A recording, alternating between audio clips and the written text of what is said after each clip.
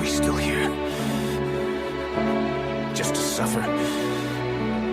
Every night, I can feel my leg, and my arm, even my fingers. The body I've lost. The comrades I've lost. Won't stop hurting. It's like they're all still there.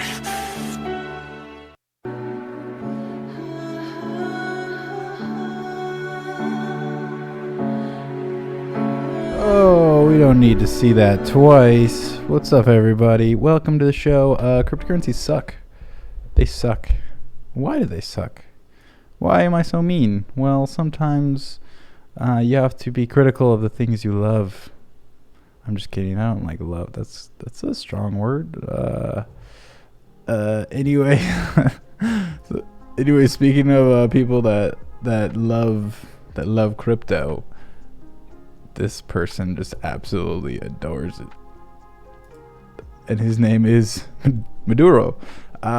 So apparently they have a Bitcoin stash that they don't know quite what to do with, apparently. And basically one of their national oil companies wants to like buy stuff, and they did like a $700 million deal in Chinese yuan, and now they're like looking into if they can actually use Bitcoin and Ethereum, which is just funny because well, they had the Patreon, but that was like completely centralized, and they're like, wait, if we're the one backing it and it's not, and nobody else believes us, like what's the point, right? So you have to use the money that everybody else acknowledges, and so people acknowledge Bitcoin and Ethereum, but some other idea that they had is using a Russian payment system. Apparently it's like a messaging app where you can send money through it, and it's like 10% of Russia's interbank transfers right now, and they were like Venezuela was looking into using that. So it's because the U.S. sanctions have basically isolated them from the rest of the world, and I mean, the best money is money you can pay your enemy in, I guess, right? So yeah, like their reserve right now is 7.8 billion. It's the lowest. Like it was 24 million just 4 years ago, and that's just their foreign currency holdings because their own currency sucks, so they have to use something else. Some other privacy type thing, which we'll get into a little bit later. DoorDash, apparently, I got an email about this too, which is probably the only reason I'm talking about it. But I just like wanted to buy some like tendies, you know, and then you get doxxed. So you gotta say you ain't coming for my tendies. You ain't coming for my tendies. So, anyways, here's something else that happened. Ulbricht just came out with a new letter about Bitcoin, basically completely about Bitcoin. And so, if you don't know who this is, well, I don't know how you are here. And welcome. If you're to my show, you don't know who Russell Ulbricht is. But he is the guy that did the whole the whole Silk Road thing on the dark web. Basically got made an example out of, and is in jail for like multiple life sentences. And apparently they framed him for like hitmen and shit. But anyway, it's not true. But yeah, he was basically saying how Bitcoin became valuable because before you could buy things so I'll back up. Before you could buy things with it, before there was an exchange rate, before anyone really knew if anything would happen with it, Bitcoin didn't start it out as money. It became money, and it did so unlike any money that came before it. So it's like a very unique thing in time. It's unique, and then he says every other money that predates was valued for reasons other than its use as money. So like cattle, postage stamps, seashells. The only exception is fiat money, something declared to be money by authority. And again, Bitcoin came up with no authority. And this is kind of, now that I'm talking about this, doesn't make sense in the context of the episode. But yeah, this sucks. Bitcoin sucks, man. And so people, basically he's saying people thought there was value in it, and he was more interested. Why? Because I just copped a bag of spice. Thanks for the spice. And the early adopters had no idea of knowing what we do now. Like, there was no exchange rate again, so it's like the money just came out of nowhere because people used it. The famous pizza moment. But anyways, it's cool to hodl now because everybody's wrecked. So you gotta hodl to make yourself feel better, because if you sell at a loss, well, you lost fiat money, right? And if you're in crypto and you never look at prices, well, you probably don't have enough skin in the game.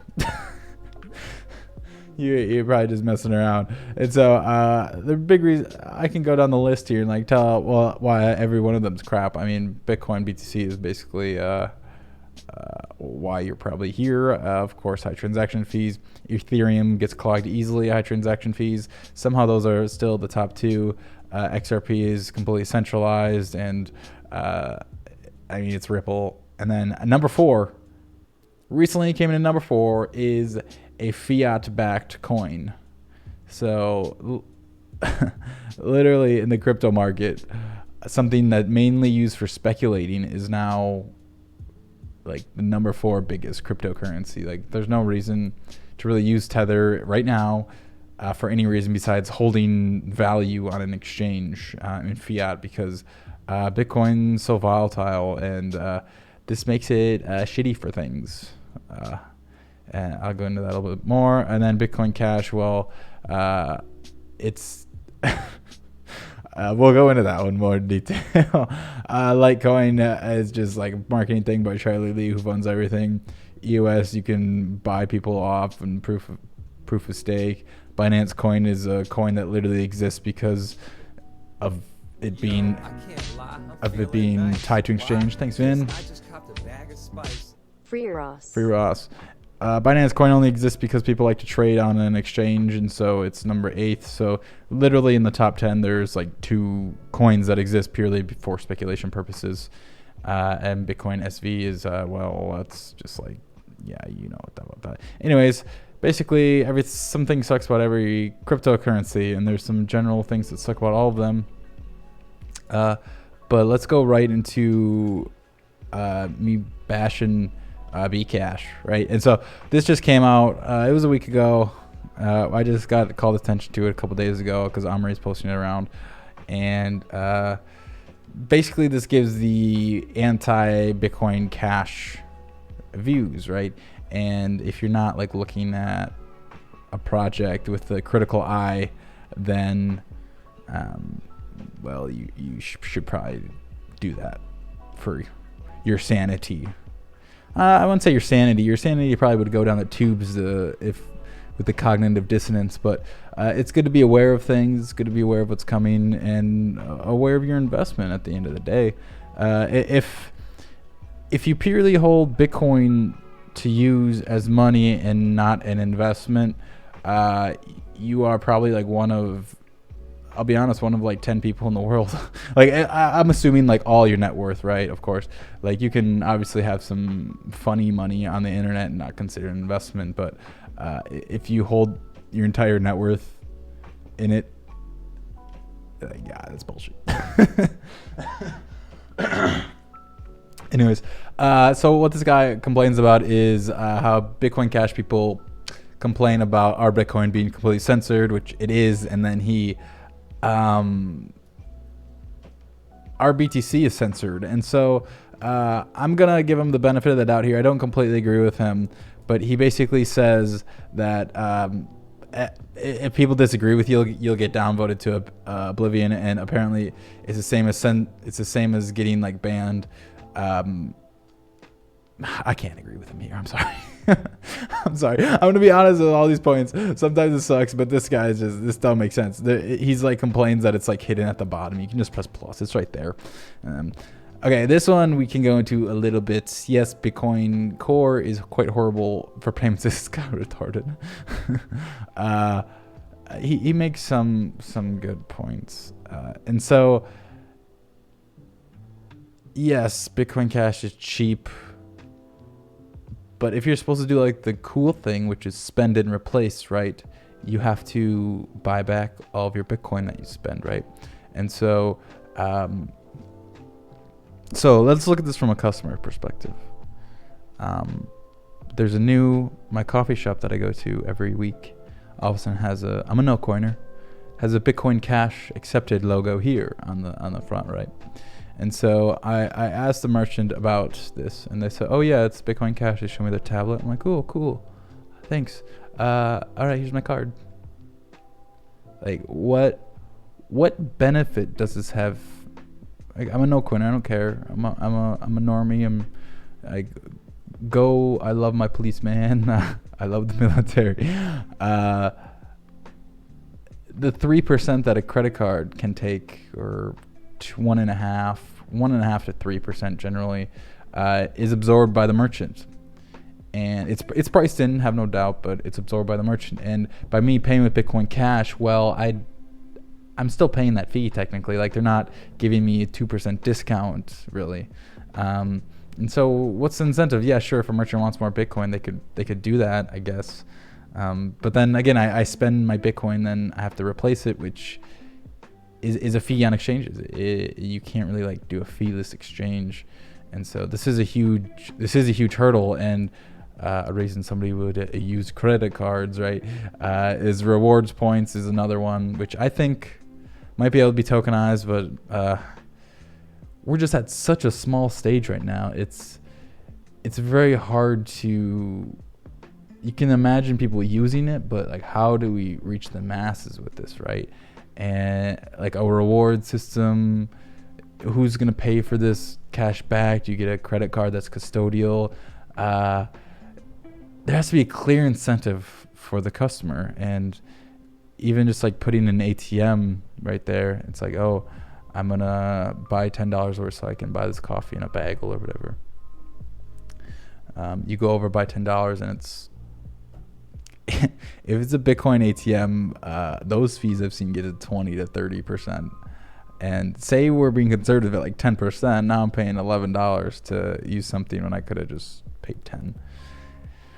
So yeah, it's spend and replace is yeah, I'm not sure about that. Okay, and then so one other thing is the price variance. This is a huge problem. This is probably the biggest single problem that Bitcoin will somehow have to overcome to become anything like money. And people always say that, hey, the more people that use it, the less volatile it'll get because there's more money. And yes, while it's true, BTC has the most users and it is the least volatile. And then it still goes from 10 grand to 8 grand in a day. And so like, what does that mass adoption look like? Is it gonna have to get to $1 million a coin and then it only fluctuate a percentage a day, which is definitely more manageable than 15%. But it is a concern. I mean, if you're losing 1% every day, that's a little bit worse than what inflation is now, like what 3-5% a year. By the way, if you are on YouTube right now, hop on to DLive in the description if you want to come chat. So, so this is fungibility, right? So fungibility is where you can substitute one UTXO, one coin with another coin, and they are indistinguishable from each other. And while he does bring up cash shuffle and cash fusion, it's something that would need to be like integrated for it to work properly how it does. I mean, I was using Bitcoin a lot in Australia, and I just like, when I'm just moving money around, it doesn't always hit a cash shuffle enabled wallet, and there goes my anonymity, right? And so it needs to be so integrated in this, I want to say protocol, maybe it can just be on the wallet, but it's something that some coins have tried to figure out, but then it's how do you audit the supply? Shit's gotta be private. I mean, your cryptocurrency, what is this? like, what's the use case? What's been the use case? Well, ask Ross Ulbricht. It's been things that the government doesn't want, and if they can track it, well, you're out of luck there, bud. You're just out of luck. And this is just a thing for merchants too. I mean, if you're spending Bitcoin, if you give them, if they have a revenue of $1,000 in a week, say, and all of a sudden it goes to like 700, that's a huge concern. And that's $300 they just lost out of revenue out of nowhere. And so maybe a stable coin will step in, but then it's like, are you even using Bitcoin? Like, come on, pussy. Okay. This one's Gresham Law, bad money chases out good. What is he saying here? And I get it what he's saying. For social attacks against hodlers. Okay, he's okay. So this is basically saying that, I think he misinterpreted this weird, but he's saying like a U.S. dollar would drive out Venezuela dollars because good money drives out bad, right? And people in Venezuela or whatever, they hodl it. Yeah, he's talking about South America, Argentina, and they won't, apparently they won't, because it's just too volatile. So again, maybe this is a stablecoin thing. But again, are you even using Bitcoin if you're using a stablecoin? So a very unhealthy narrative. Okay, and so another yes, Bitcoin Cash development is centralized, perhaps around one person at the moment. He used to have benevolent dictator in his name, but that's what a lot of open source projects are like, because if you have too much democracy, buzzword, maybe it's just a little slower to get things done. And when you, especially Bitcoin Cash, when you have to be kind of nimble and on your feet, I mean, maybe it doesn't make sense to have a dictator. I mean, again, there are other software implementations, and people always have arguments with Amory, and so this whole 2 megabyte soft cap thing is like such like a, I think somebody said on Reddit, it's such a nothing burger. He says miners should probably run 2 megabytes, but he literally has no control if they're going to do 32 megabytes. Like, this is the guy that approved a 32 megabyte hard cap, and now he's just like saying, hey guys, you should maybe just run 2 megabytes. And that the market should decide the amount of block space and not some engineering technocrats. And so this is an unhealthy narrative. It's like the anti-dev rhetoric, right? Nothing burger. Yeah, I like that. An engineer today. Okay, so here's as good. Here's a good comparison about the 2 megabytes. It's like if you build a bridge with relatively weak wood for cost savings, and it could easily handle the weight of a person. And I test with horses, and he walks on it, family does, friends do, and then a bunch of people do, and then there's highway cars, and it eventually breaks, right? And so yeah, it's just like, it's reasonable. Again, this is a soft limit cap Amory is arguing for. It's not the hard limit he's talking about. So again, it's a nothing burger. It's a nothing burger. And I don't know his argument for this. It's the anti-dev rhetoric, but he's like agreeing with Amory on this. So that don't make too much sense to me. And then he's saying everything is a test net because, which I don't agree with either. But, anyways, not to diss Bitcoin Cash, but it's still in beta. Ouch. And here was an interesting comment he also made. He says anyone who's been in BCH can appreciate how demonized the core devs are and how they're all paid off by Blockstream who's trying to strangle Bitcoin to push liquid lightning. Those evil bastards. And yeah, but wait, Luke Jr. has been advocating for 300 blocks, kilobyte, and a proof of work change is just about. So I guess this guy doesn't control Bitcoin, and you're just saying like, and I will agree with him here. It's a point of extremism. Say like the core devs are evil. They're purposely trying to kill Bitcoin, but it's like, I think they're just slightly off. I don't think a lot of them are malicious, and I don't think it's like very centralized. I think it's just like a narrative they all share. And so, I mean, again, I wouldn't call them evil or bad people, but there is a centralizing force around Blockstream, yes, but it's a moot point within the crypto community at this point. It's you have to move on and kind of just accept it and ignore it. But and then here, all right, this is gonna hurt my soul, but we're gonna do it. This is gonna hurt my soul. Lightning is more peer-to-peer cash, electronic cash than Bitcoin. Clip it. And so he's basically saying that Lightning is more fungible, and because of the privacy, because there's no ledger entries. And so, I mean, if you're looking for like privacy, but you would see the open channels, I guess, that you open with somebody. But I guess if you like really want privacy with a Bitcoin, you could do a Lightning channel with, I mean, again, this is better than base Bitcoin privacy. So he does have a point. And yeah, so again, thanks, shout out to Stop into Crypt. And apparently their articles are really great. So anyways, I have a bunch of Carbon Davis tweets pulled up. So this is why Bitcoin sucks, because people make charts that are very one-sided. Thing I don't like, thing I like. In the grain. So this is a CZ tweet.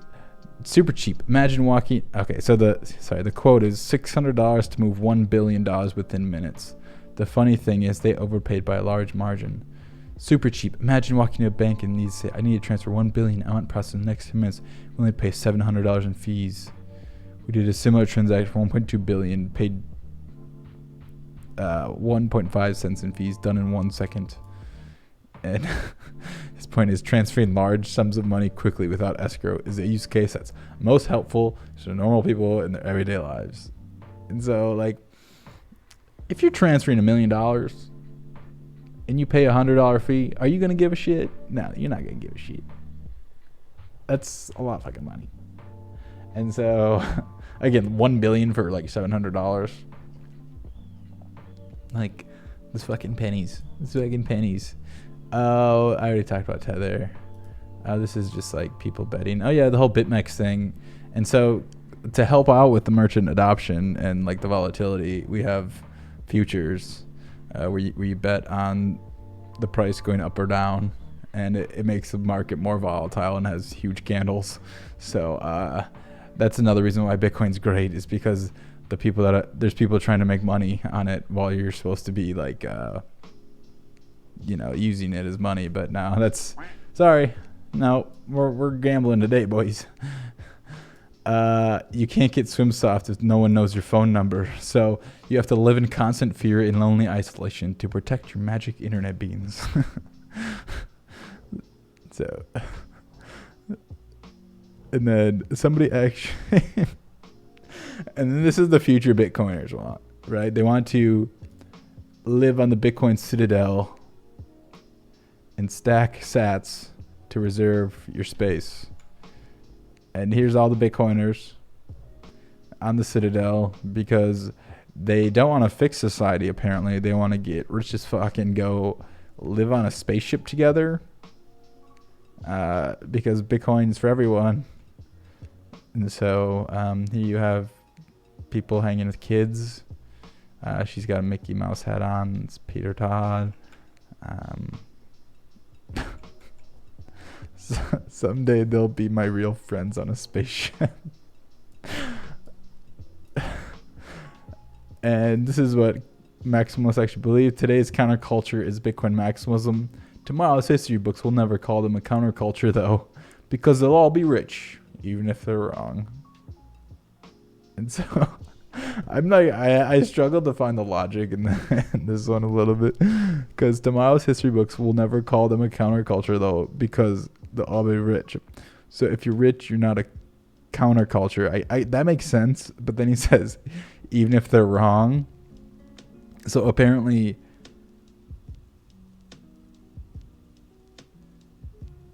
Okay. I'm trying to understand. So the history books are wrong about not calling them a counterculture, even though it's like all Silicon. Is Silicon Valley the counterculture now? Like, I mean, I guess that makes me the counterculture of the counterculture, but whatever. I'm levels above you, bro. And then of course you have the celebrities in Bitcoin, which are the best part. And this is the NFL guy who got interested in Bitcoin, and now apparently Bitcoin people love NFL. And this guy, he says, please, no, sorry, wrong tweet. This one first. He says in February to buy Bitcoin, which is like totally financial advice. Like, I don't think I've ever said like, hey, buy this in public. Maybe I've said things, but buy Bitcoin, right? And then he says, after the crash, please do your due diligence before investing anything in Bitcoin. And this guy, again, like, this is when he first probably got into Bitcoin, was right here. So listen to the crypto celebrities. They definitely know what they're talking about and give great investment advice. Because here's a good one. The last 6 months alone, I would assume this is real. These last 6 months alone, I have been hacked, robbed, beaten to a pulp, arrested, handcuffed, imprisoned, threatened to death, and last but not least, nearly fatally bitten by a green viper, all because of crypto. We're onto something big here, folks. Hashtag HODL. So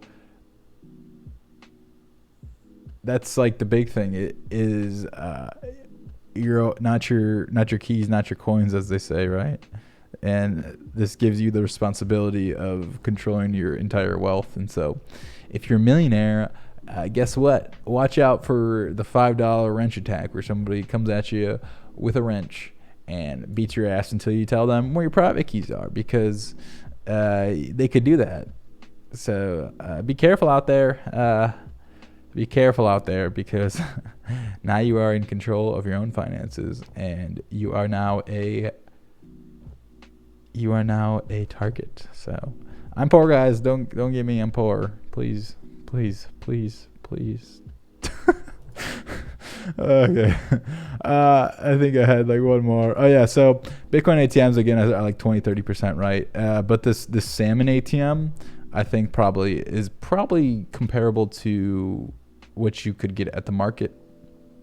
And so yeah, it's only $5.90. This might not be like Swedish dollars or something. It has an S in front of it. But yeah, that's quite the deal. You get a little fillet right there. Much better value than Bitcoin. Much less fees too. Much less fees. And so we'll round it off here with the Defund Crypto campaign. And defundcrypto.org. It's Carbon-Base's website. I'm gonna go buy a wrench. So you have to. This is very important. So you have to defund, like, no money. We don't need any money in crypto, because the sources are down here. Testimonials. What's all these shitcoins and ICOs, mate? They're not good, mate. You probably can't even send them over FM radio, mate. Ireland should be independent. Jesus Christ.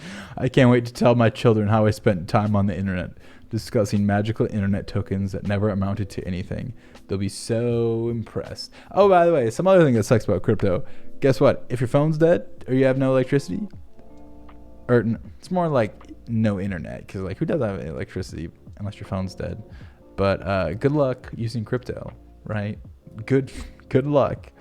I had a couple times where my phone was dead, and I was like, in Australia, and I had to pull out cash. So real cash, real plastic Australian dollars. And Bitfinex is a donor. He says, yeah, put me as a donor for 20 billion tethers. And so basically it's just math. There's 3,000 ICOs. The average return is negative 98%. There's 4 billion tethers, and there's an estimated 87 million bag holders. And this is the type of advertising that happens. The initial sucker offerings have been very popular and promise to make basement dwelling incels own castles and waifus. But who has really benefited? 40 venture capitalists. And so if you don't understand it, you can just explain it again and just keep scrolling. So Defund has already spent $16 in the domain name, and hosting is committing another $3 of fiat to buy a second one to hosting just because. So yeah, Defund Crypto. It's useless. People in it are stupid, and